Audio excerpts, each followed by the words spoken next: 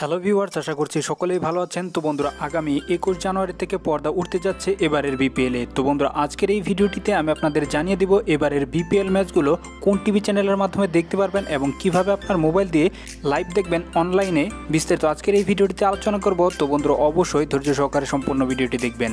একটা রিকোয়েস্ট থাকবে বন্ধুরা, ভিডিওটি ন্যূনতম ভালো লেগে থাকলে অবশ্যই বন্ধুরা ভিডিওটিতে একটি লাইক দিয়ে দেবেন এবং কমেন্ট বক্সে জানিয়ে দিবেন এবারের বিপিএলে কোন দল চ্যাম্পিয়ন হবে। অবশ্যই বন্ধুরা আপনার মূল্যবান মতামতটি কমেন্ট বক্সে জানিয়ে দিবেন।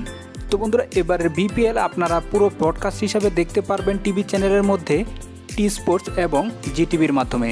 তারা কিন্তু 2022 বিপিএল এর পুরো আসরটি কভার করবে টি স্পোর্টস এবং জিটিভির মাধ্যমে।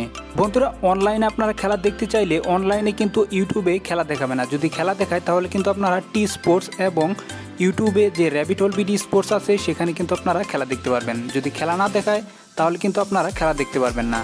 চাইলে আপনারা কোনো অ্যাপসের ঝামেলা ছাড়াই ফেসবুক দিয়ে লাইভ দেখতে পারবেন।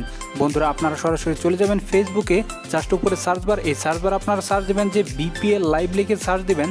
বিপিএল লাইভ লিখে সার্চ দিলে বন্ধুরা এখানে কিন্তু বিভিন্ন গ্রুপ আছে, তারা কিন্তু লাইভ দেখায়। তো এখান থেকে কিন্তু আপনারা বিপিএল দেখতে পারবেন। যখন খেলাটি শুরু হবে তখন কিন্তু এখান থেকে আপনারা খেলাগুলো দেখতে পারবেন কোনো অ্যাপসের ঝামেলা ছাড়াই।